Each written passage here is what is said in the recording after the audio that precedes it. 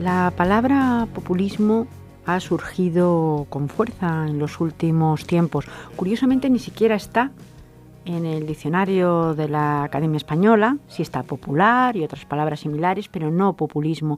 Por lo tanto, parece una palabra que está por hacerse. Desde luego, en política muchísimo más. Y de populismos vamos a hablar en los siguientes minutos con la profesora Marga Gómez Reino, del Departamento de Ciencia Política y de la Administración de la UNED. Lo primero, bienvenida y muchas gracias por compartir este tiempo. Gracias a ti, Isabel. Pues hablo de populismo y he empezado diciendo esto porque es una realidad, es una palabra bastante nueva. Sin embargo, quizá no lo sea tanto. Podemos empezar por definir qué es populismo y luego la situamos en políticas y la situamos también en el tiempo.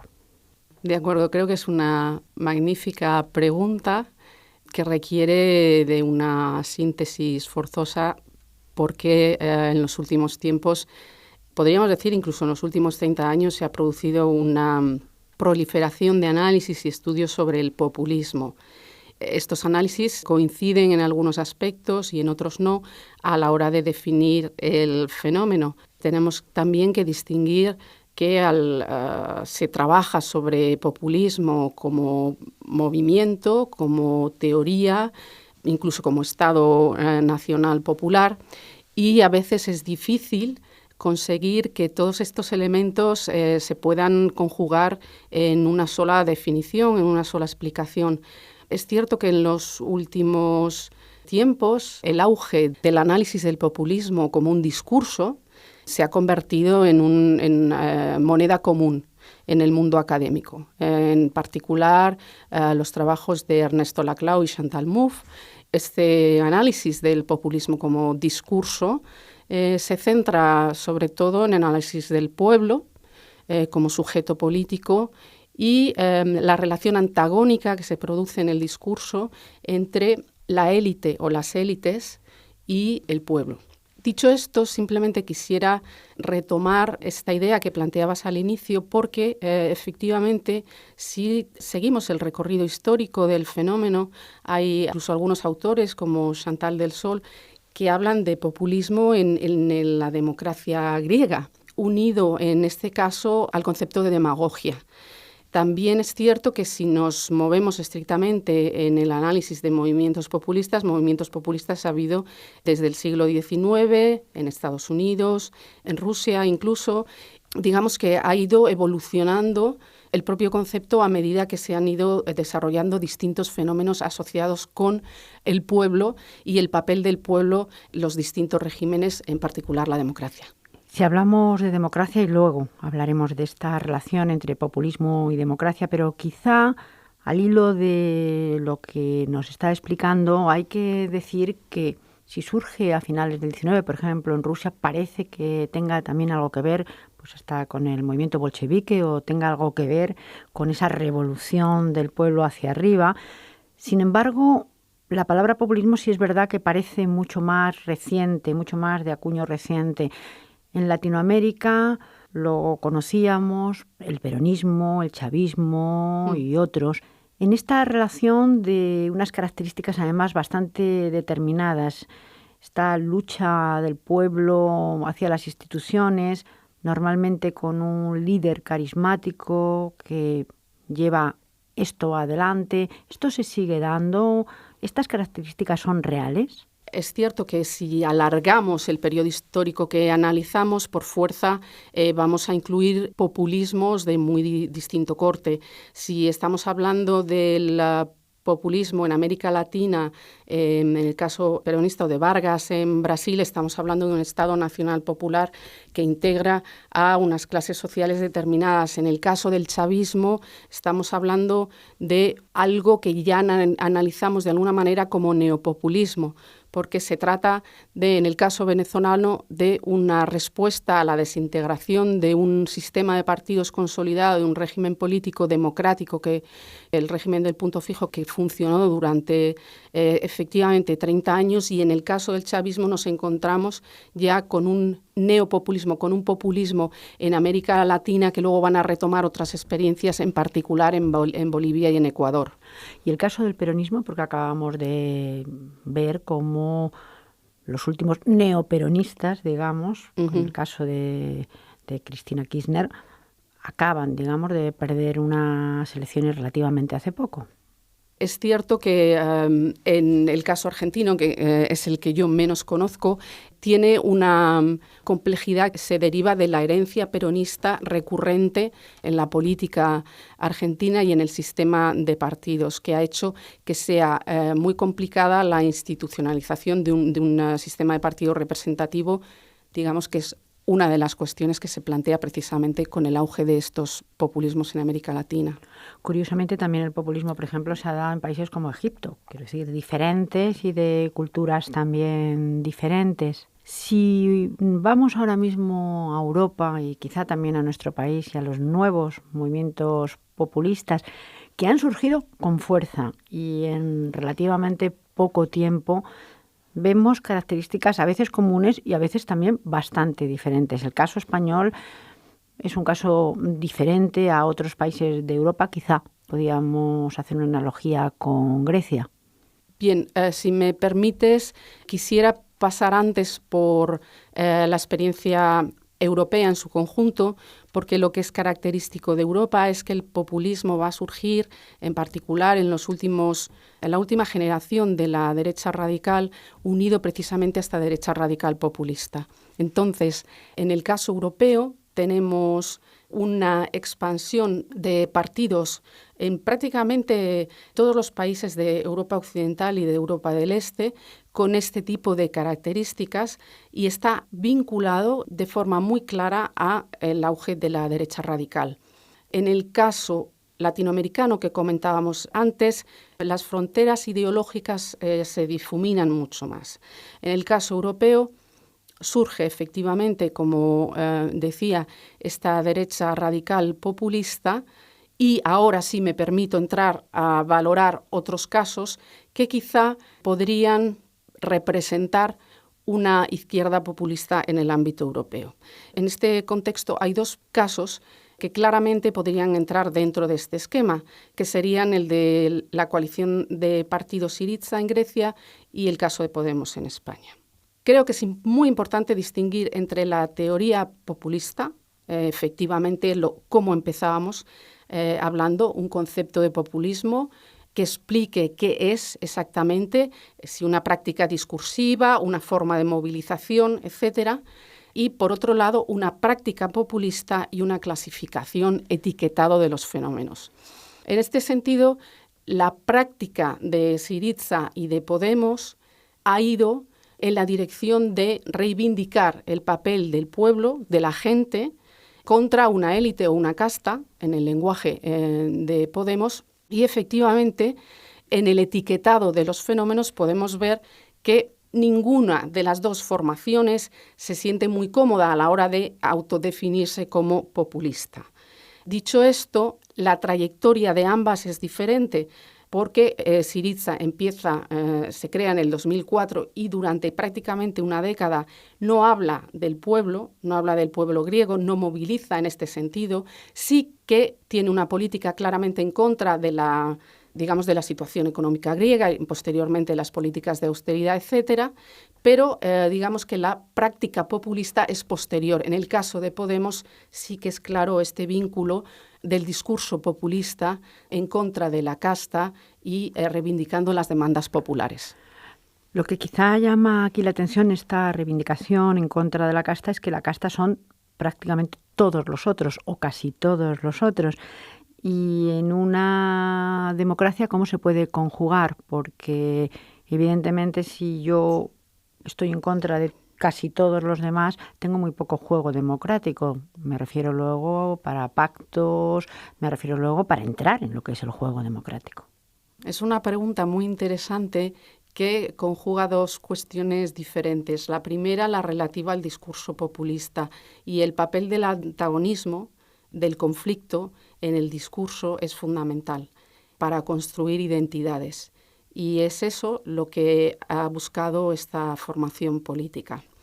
Por otro lado, está la cuestión teórica y práctica de qué ocurre con el antagonismo. Si el antagonismo es realmente una relación de amigo y enemigo, como la definía Carl Schmitt, en cuyo caso sería incompatible y serían realidades irreconciliables, o si se trata de una definición de identidades que permite, en último término, que se puedan llegar a todo tipo de acuerdos o eventualmente pactos. Es una cuestión muy interesante y no está ni resuelta, creo, teórica ni en la práctica tampoco.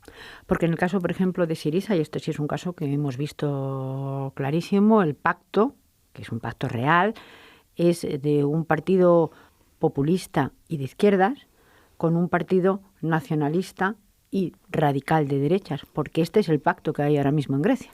Sí, es interesante, pero también hay que tener en cuenta que los gobiernos de coalición son predominantes en el contexto europeo y que, en último término, o antes o después, este tipo de partidos puede perfectamente entrar en coaliciones o pactos con otros partidos.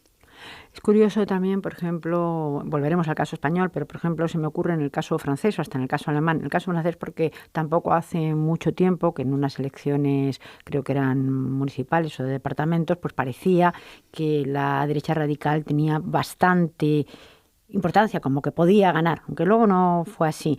Y esto hizo que otros partidos diferentes pues un poco se unieran o alguno hasta se retirara para conseguir más votos. Hay, por tanto, y parece un cierto miedo, entre comillas, no sé si es la palabra adecuada, a los movimientos populistas, sean de una manera o de otra. Es cierto que en Europa, desde los años 90 hasta hoy, ha habido dos tipos de respuestas con respecto al éxito electoral, vamos a llamarlo así, de estos partidos. En el caso concreto de la derecha radical populista, dos tipos de respuestas, que son el cordon sanitaire, que quiere decir aislamos a este partido de las instituciones, y la otra posibilidad es integrarlos en la dinámica representativa, si me permites que lo diga así, del curso normal del sistema político.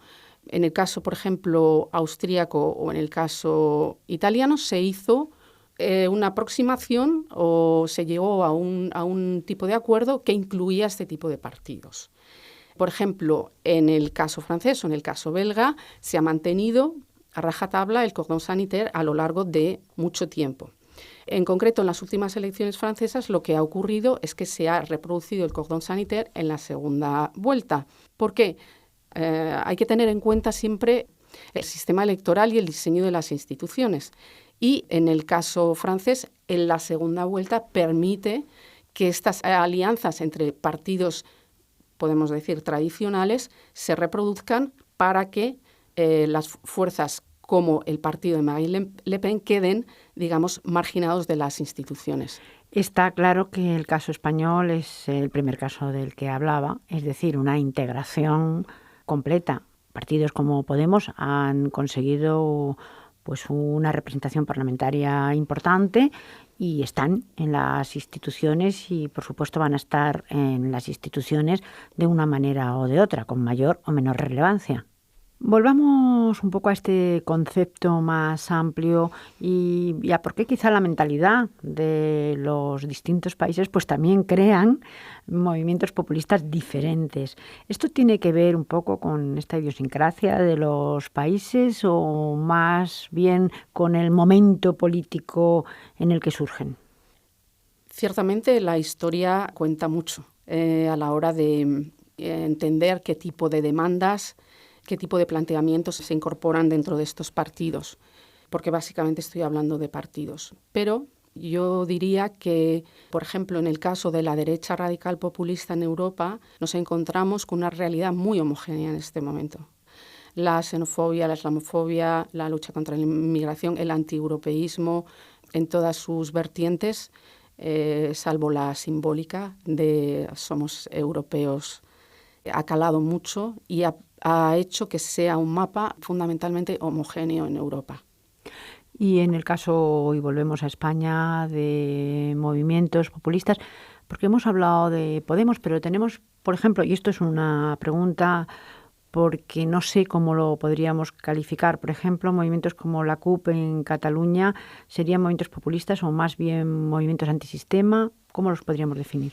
Una de las clasificaciones, yo creo, más comunes para definir a la CUP es un partido antisistema, pero yo aquí distinguiría el etiquetado, la clasificación académica, periodística y política, porque creo que hay que tomar cierta distancia con respecto a cómo definimos los fenómenos y cómo se autodefinen los propios actores políticos. Sí, es interesante también pues sacar, digamos, la propia definición de los propios partidos, porque verdaderamente la tienen. No, es que me ha llamado la atención también, por ejemplo, que todo tiene similitudes y diferencias. Cuando hablábamos, por ejemplo, de la idea de Europa, hay partidos en España que dicen que hay que salirse de Europa, por ejemplo, la CUP.